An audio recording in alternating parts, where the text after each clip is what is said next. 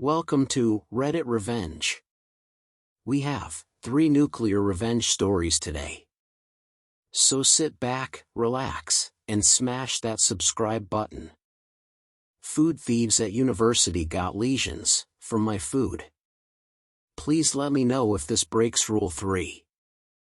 I was reminded of this by a post somewhere else where someone asked if they could legally put laxative in their coffee creamer at work, because it was being stolen. The answer was no, by the way. In my first year at university somewhere in the west of England, I lived in a large Georgian student house which had 23 postgrads living in it, all lads.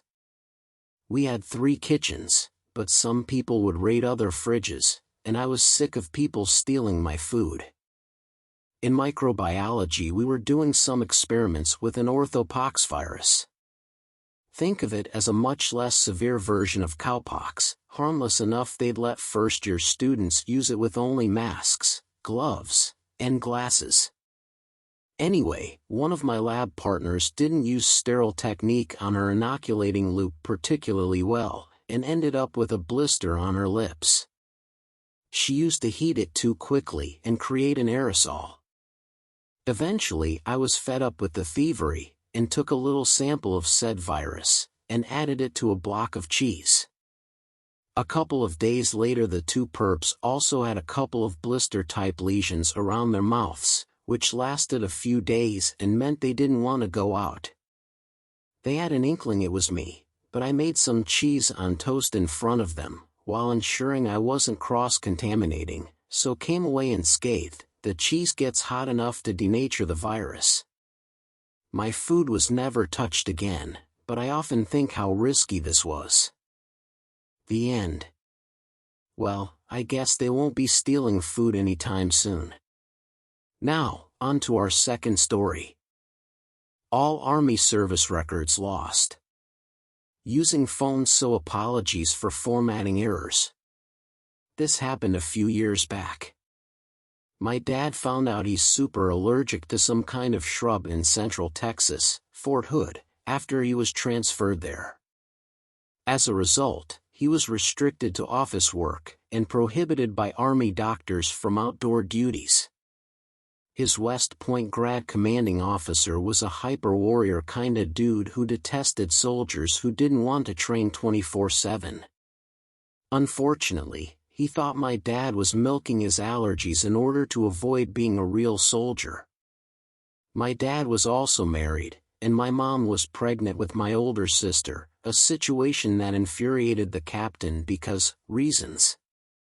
The commanding officer never, ever passed an opportunity to humiliate my dad by questioning his manhood, doubting his commitment to protecting the Constitution, disparaging his duties, etc.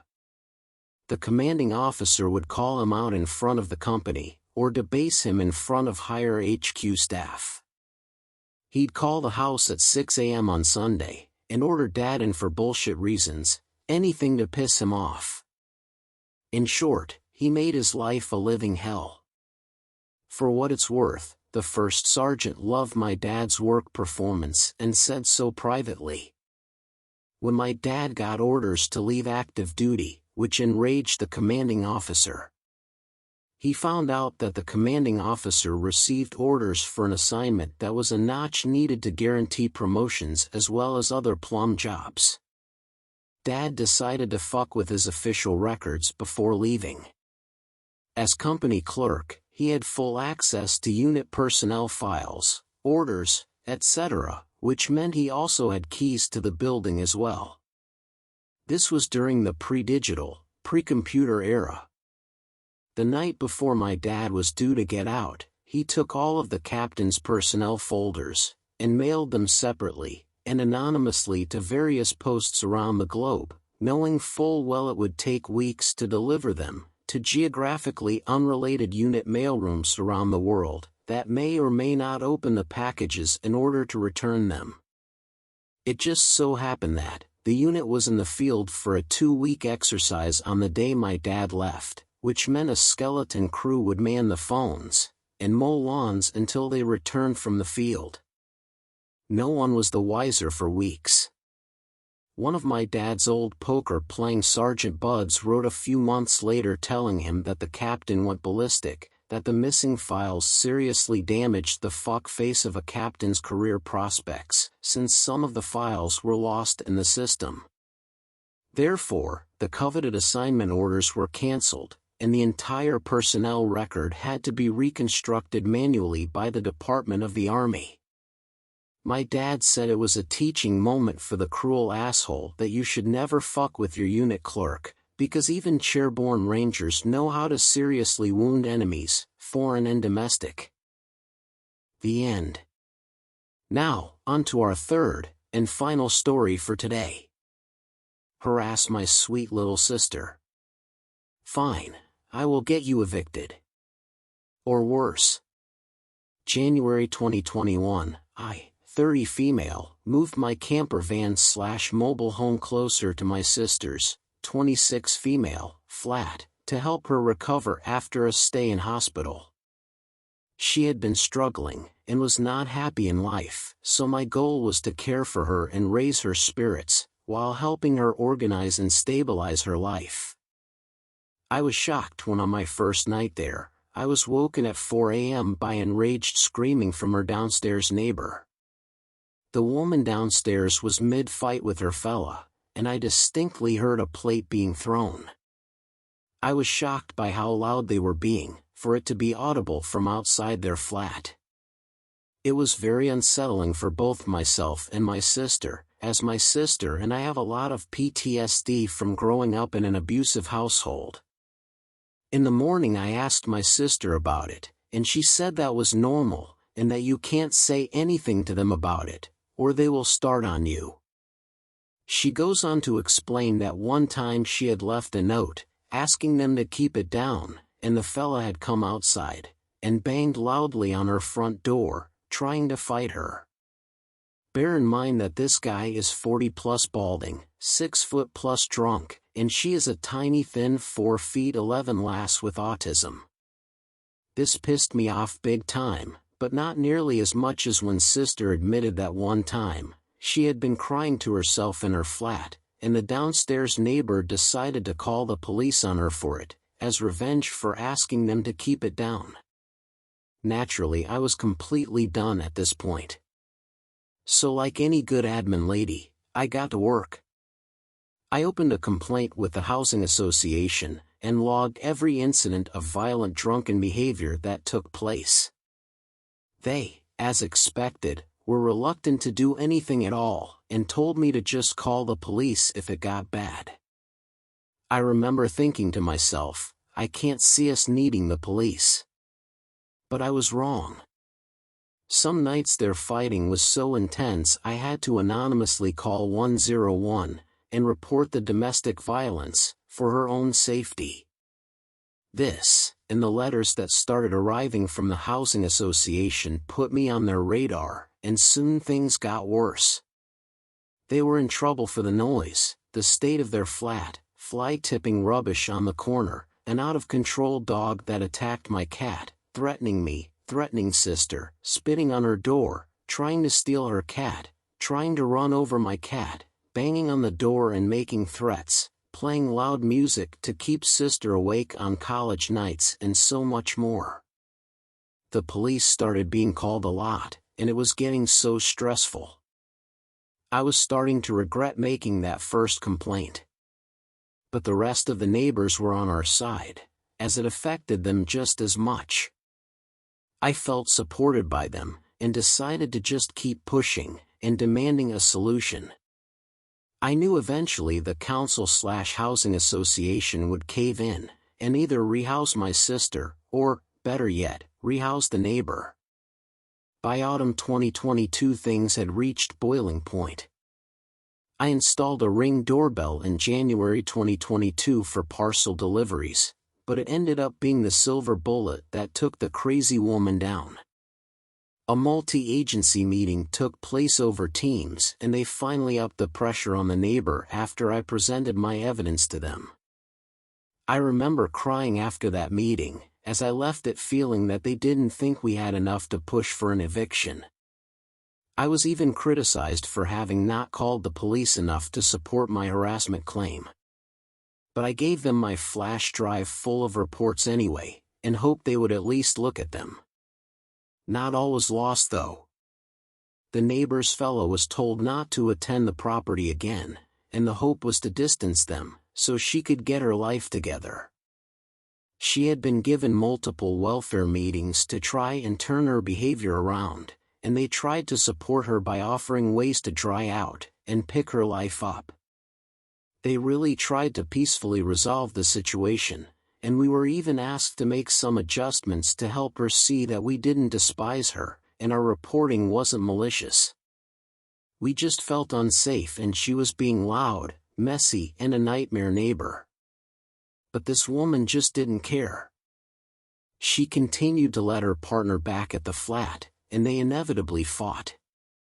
The police were called twice in a 24-hour period, and I wasn't even the one to call. The shouting was so bad, another neighbor called them. After the police left on the second time, she took a small bag of stuff and left. Then, silence. Days went by and nobody saw or heard from either of them. After a week, I still waited with bated breath for the return of the crazy and all of her bullshit. But it never came. And now it never will. By week 3 we had started to relax, assuming she had finally gone to rehab, or was drying out somewhere safe. Nobody on the street knew where she had gone, and it was uncommonly calm on the block. And then, I get the first call. Friday, it's the police, informing me that they have reviewed the mountain of evidence I provided, and they are keen to go for a harassment charge all of a sudden. Now anyone who has endured harassment will tell you how flipping hard it is to prove. So I was happy we were finally being listened to. I was even praised for how detailed and professional the reports were. Hence why I should have put this in our /prorevenge. But wait. It's not over yet. We know full well that the housing association needed the harassment charge to get her removed from the property. So without even being told, we knew what was coming next. She would likely be told she is being evicted, and our problems would all soon be over. Monday, I get a call telling me a flat is available on the block if I'm interested. They know my situation and living outside in a transit van isn't ideal. I'm sent the paperwork to apply and fill it in. I'm at this point feeling bad. If I'm housed in her flat, I'd feel guilty for having been the force behind her removal. Yeah, I know, it's her own fault, but you can surely understand why I would feel so weird about it. So imagine how we felt when this happened. Tuesday, email from the lovely chap at the housing association, asking if we had heard about neighbor. I misunderstood the email, and thought they had asked if we had heard from her. And I emailed back explaining nobody had seen her in nearly a month. He replies, Adult Services reported to us this morning that neighbor had passed away last night. I start bawling. I cry, what have I done? That woman drove us absolutely mad, and she was a horrible person. But she did not deserve to die. I'd wished for the day when I'd see her being evicted. I had joked about sitting outside with a beer on the lawn. But not once had I considered she might die. While I'm not currently aware of how she passed away, I do know that on the Monday she'd been in a meeting with social services, police, and the housing association. They likely told her about the charge, and her inevitable eviction. She and her scruffy fella seemed to have gone out, and just took too much. I don't think it was suicide, as the officer we had been dealing with came round on the Wednesday to tell us he was naturally dropping the charges. I expressed guilt, and he told me it was inevitable when that much drugs and alcohol are involved. I'm heartbroken. I know it's not the case, but it feels like this is my fault. I never thought for one second a woman as selfish, and blind to the impact she had, would let this happen to her. We have left flowers by her door, and for the first few nights after she passed, I lit candles for her. I'm sad that she never took the help offered. Because if she had stayed away from her fella, and tried to slow down on the drink and drugs, she might have had a chance. Ultimately, I feel this is nuclear revenge, as rather than getting my sister's crazy neighbor evicted, I got her killed.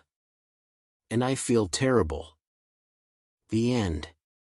Wow, OP really did stand up for herself. I'm really happy she did it as well. And like the cops said, it was only ever going to end bad for the neighbor. And that's all for today. I hope you enjoyed. And don't forget to like and subscribe so you don't miss an upload. Have a great day.